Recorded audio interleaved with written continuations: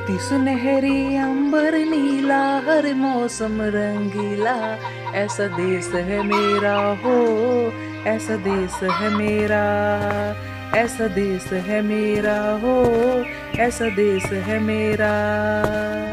हे भगवान, आप कब तक इस टपरी में बैठ के गाना गाते रहेंगे सुरेश? आपको नहीं पता सारा खेत सूख गया है और गायें भी भूखी मर रही हैं और मुझे ही देखो, मैं कितनी दुबली पतली हो चुकी हूँ। गांव में सब लोग बोल रहे हैं कि शहर में मजदूरी मिल रही है, आप उधर भी ध्यान नहीं देते। वाह कविता, तुम्हें ऐसे लगता है कि मैं ऐसे ही मजे ले रहा हूँ? ये जमीन मेरे बाप दादा की है और शहर जाऊंगा तो वहाँ पे मैं मजदूरी करूंगा, सिर्फ 2 वक्त की रोटी कमा पाऊंगा और मैं कुछ नहीं कर पाऊंगा। और देखो, आसमान भी आजकल लगता है कि बारिश होने वाली है, बारिश होगी तो सब ठीक हो जाएगा। हाँ हाँ, बारिश आएगी और सोने की बरसात करेगी। आप इस सपनों की दुनिया से बाहर आओ, आपके जही सपने ही हमें एक दिन भिखारी बना देंगे। कविता, यही मेरी हकीकत है। अगर मैं ये जमीन छोड़ दूंगा तो गांव वाले मुझ पे हंसेंगे और बोलेंगे कि सूखे से हार गया। मैं इतनी जल्दी हार मानने वालों से नहीं हूँ।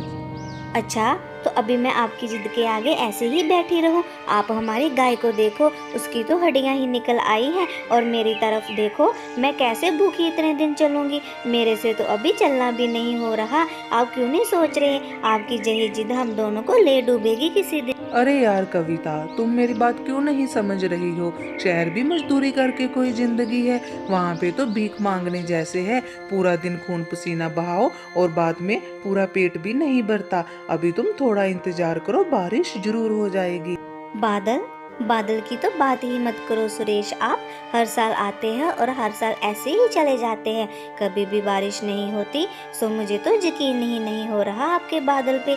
पता नहीं आप इतने यकीन के साथ क्यों बैठे हो? मुझे मेरा जवाब चाहिए। मैं ऐसी जिंदगी अब और नहीं जी सकती। थोड़ा समय और कविता, तुम मेरी बात मान लो। मुझे पूरा यकीन है कि सूखा और देर तक नहीं रहेगा और बारिश भी जरूर आएगी।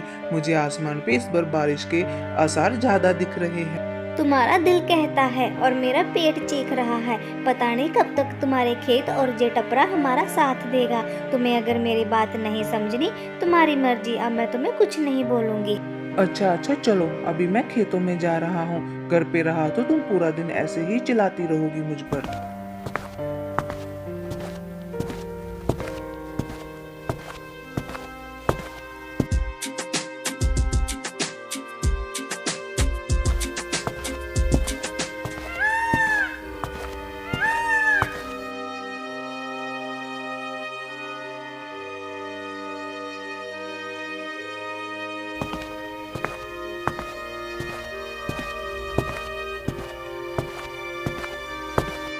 अरे ओ सुरेश, तालाब के पास क्या कर रहा है?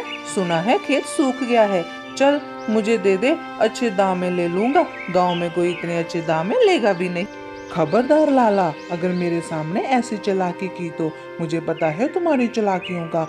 ये मेरे बाप दादा की जमीन है, उनकी कमाई हुई है। मैं उसको कभी नहीं बेचूंगा। आसमान में बादल आ रहे हैं, मुझे पता बारिश होगी और सब सही हो जाएगा। अरे सुरेश, ये सपना तो तुमने पिछले साल भी देखा था। तब तो तुम्हारे बादल आएंगे नहीं। मुझे पता है तुम्हारी ये उम्मीद तुम्हें ले डूबेगी, फिर तो मेरे पास ही आना पड़ेगा। ओ लाला, सपना नहीं, ये हकीकत है मेरी। तुम देखना, बारिश आएगी तो सब सही हो जाएगा। तुम जैसे लोग ऐसे ही हर किसी की जमीन की ताक में रहते हो, मगर मैं मेरी जमीन को बेचने नहीं दूंगा। वाह वाह वाह वाह, इतनी बड़ी बड़ी बातें। चलो देखते हैं, देख लेना सुरेश, कहीं तुम्हें भूखा नहीं मरना पड़े।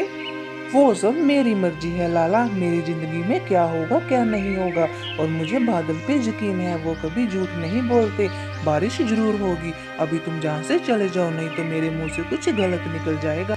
अच्छा अच्छा, चलता हूँ, अभी ज्यादा बातें मत करो। और जब बारिश तुम्हें धोखा दे देगी, मेरे दरवाजे हमेशा तुम्हारे लिए खुले हैं, आ जाना।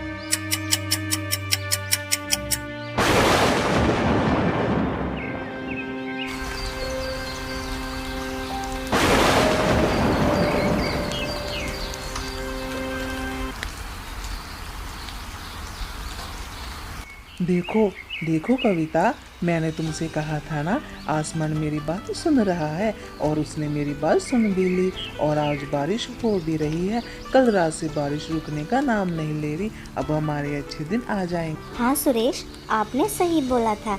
मैं ही आपकी बात पे यकीन नहीं कर रही थी। मुझे माफ़ कर दीजिए। ये बारिश ने तो मेरी ज़िंदगी में खुशी ही ला दी है।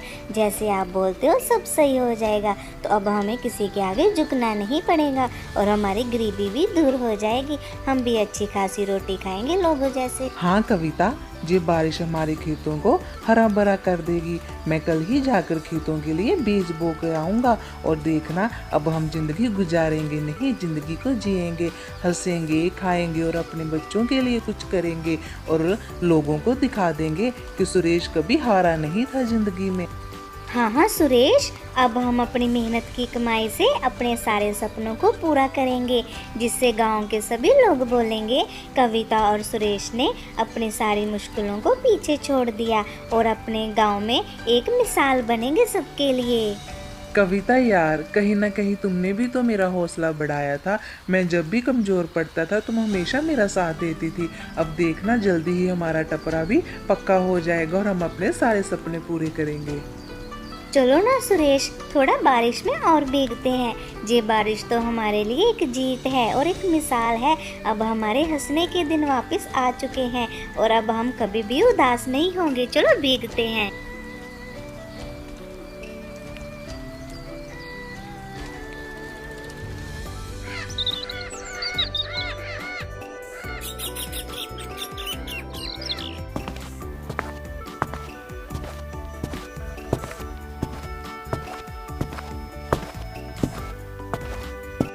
अरे सुरेश, क्या हुआ? इतने उदास क्यों लग रहे हो और मुझे बताया भी नहीं? कब से मैं तुम्हारा इंतजार कर रही थी। लगता है बारिश फिर से होने वाली है। पहले तो कुछ देर के लिए थम चुकी थी और आपने सुबह बोला था कि सब सही हो जाएगा। क्या हुआ है? तुम तो बड़े ही उदास लग रहे हो। क्या बताऊं कविता, जब मैं खेतों में गया तो वहां पे सब कुछ बह चुका था। पानी रेला बन के बह रहा था और मिट्टी कीचड़ बन के बह चुकी थी और जो कुछ भी बचा था सब खराब हो चुका था। मुझे तो समझ ही नहीं आ रही, बारिश आते ही हमारे घर में इतनी आफत क्यों आ गई। ये बारिश तो हमारे लिए बहुत बड़ा नुकसान लेके आई है और पता नहीं आसमान ने मेरे साथ ऐसा क्यों किया। ये कैसी बातें कर रहे हो सुरेश? सुबह तो तुम कितने खुश थे और बोल रहे थे कि बारिश हमारे लिए खुशियाँ लेके आई है। मैं भी तुम्हारे कहने पे कितने सपने देख रही थी। सोचा था अब हमें भूख से नहीं रहना पड़ेगा, हम भी हमारे बच्चों के लिए अच्छा काम करेंगे। मगर ये कैसे हो गया, बताओ मुझे तुम जरा। क्या बताऊं तुम्हें कविता, अब तो हमारे पास कोई उम्मीद भी नहीं बची कि हम कुछ वहां से कमा पाएंगे। तुम्हें पता है सारी मिट्टी तालाब में बह चुकी है और जो पौधे हैं वो पानी में गल चुके हैं। मुझे तो समझ ही नहीं आ रहा अब हम क्या करेंगे। ये बारिश तो हमारे लिए सच में एक श्राप निकली है। मगर भगवान ने हमारे साथ ऐसा क्यों किया सुरेश? हमने ऐसा क्या किया था कि हम सारी उम्र ऐसे ही गरीबी में निकालेंगे? मैंने तो सोचा था हमें खाना मिलेगा, हमारी गाय को खाना मिलेगा और ये टपरा भी बिकने से बच जाएगा। अब हम क्या करेंगे सुरेश? मुझे तो कुछ भी समझ नहीं आ रहा। क्या बताऊं तुम्हें अब मैं कविता, मैं तो खुद बहुत परेशान हो चुका हूँ। ये बारिश ने मुझे बहुत बड़ा धोखा दिया है। शायद मेरी जिद ने ही हमें जहाँ पे लाके खड़ा कर दिया। मुझे तो कुछ समझ नहीं आ रहा मैं कहाँ से तुम लोगों को रोटी खिलाऊंगा। भगवान ने मेरे साथ बहुत गलत किया है। मैंने भी यही सोचा था सुरेश कि आप जो जिद कर रहे हो शायद वो सही हो और मैं गलत हूँ। मैं तो हमेशा से आपको रोकती आई थी कि बारिश पे भरोसा मत करो। देखो ये बारिश कितना बड़ा नुकसान लेके आई हमारे लिए। अब मुझे तो समझ नहीं आ रहा कि अब हम लोग क्या करेंगे। कोई रास्ता भी तो दिखाई नहीं दे रहा। काश काश कविता, मैं तुम्हारी बात मान लिया होता और आज शहर में हम 2 वक्त की रोटी तो खा रहे होते, ऐसे भूखे तो नहीं मरते। मैं तो बस अपने बाप दादा की जमीन को बचाना चाहता था। मुझे नहीं पता था कि आसमान मेरे साथ इतना बड़ा धोखा करेगा। खैर अब क्या ही बोलूँ मैं आपको। अब जो होना था वो तो हो ही चुका है। मेरे दिमाग में एक आइडिया आ रहा है। कल लाला आपके पास आया था ना, वो आपको ऑफर भी दे रहा था। आप उसके पास चले जाओ और कुछ पैसे उधार ले आओ। कुछ दिनों के लिए हम कुछ खा तो सकेंगे और गाय को भी चारा मिल जाएगा। वो तो एक नंबर का ठग है कविता। अगर उसने हमारी जमीन ले ली तो वो तो कभी वापस भी नहीं करेगा। वो तो गाँव में सभी लोगों के साथ ऐसा करता है, हर किसी की जमीन हड़पने में बैठा हुआ है। मगर अब हम करेंगे ही क्या सुरेश, हमारे पास तो कुछ बचा भी नहीं है, इसलिए हमारे पास अब एक लाला ही है जो भूखे पेट को रोटी दे सकता है। मेरी मानो तो तुम उसके पास चले जाओ, कभी कभी गधे को भी बाप बनाना पड़ता है काम करने के लिए। हाँ, शायद तुम सही कह रही हो। चलो मैं अभी लाला के पास जाता हूँ, देखता हूँ क्या बोलेगा वो। आओ आओ सुरेश, कैसे आना हुआ? मैंने तो पहले ही बोला था मेरी जरूरत तो पड़ेगी ही पड़ेगी। लाला चीज ही ऐसी है। शायद तुम सही कह रहे हो लाला। बारिश ने मेरे साथ बहुत बड़ा धोखा किया है। मेरे घर पे तबाही मच चुकी है इस बारिश की वजह से। और मेरे घर पे खाने के लिए कुछ दाना भी नहीं बचा, ना ही गाय को चारा देने के लिए बचा है। कविता घर पे भूखी बैठी है और बारिश ने मेरी सारी जमीन खराब कर दी। हाँ हाँ, कल तो बड़ा उछल रहा था, अब क्या हुआ? जमीन बह गई या सपने बह गए तुम्हारे? कल तो तुमने मेरे साथ ऐसी बात की जैसे कभी मेरी शक्ल भी नहीं देखोगे। आखिरकार आ ही गए तुम लाला के घर पैसे मांगने के लिए। हाँ लाला, मुझे बारिश पे कुछ ज़्यादा ही यकीन था। मुझे लगा था बारिश आएगी और ज़मीन हरी भरी हो जाएगी, मगर जहाँ पे सब कुछ उल्टा हो गया। कविता घर पे भूखी बैठी है और गायें भी मरने वाली है। मेरी कुछ मदद कर दो, इसलिए मैं तुम्हारे पास कुछ उधार पैसे मांगने आया हूँ। लो जी, उधार पैसे? तुम्हें अच्छे से पता है लाला ऐसे काम नहीं करता। वो सपने देखने वालों को कभी भी उधार पैसे नहीं देता। जाओ जाओ अपना काम करो, मैं नहीं दूंगा ऐसे तुम्हें पैसे। नहीं नहीं लाला, ऐसे बिल्कुल मत कहो। मैं तुम्हारे पाँव पड़ता हूँ, मैं तुम्हारे आगे हाथ जोड़ता हूँ। मेरी पत्नी घर पे भूखी बैठी है, थोड़ा तो रहम करो मुझ पे। मैं कविता को घर जाके क्या मुंह दिखाऊंगा? वो मेरी आंखों के सामने आती है जब उसको मैं भूखा देखता हूँ। थोड़ा सा तो रहम करो लाला मुझ पे। मैं कहाँ जाऊंगा तुम्हारे अलावा इस गांव में? मुझे तो कोई और पैसे भी नहीं देगा। मैं आपसे पैसे लेके अपना नया काम शुरू करना चाहता हूँ और नया काम मिलते ही मैं आपके सारे पैसे चुका दूंगा। इसलिए आपसे भीख मांगने आया हूँ, मुझे थोड़े पैसे उधार दे दो लाला।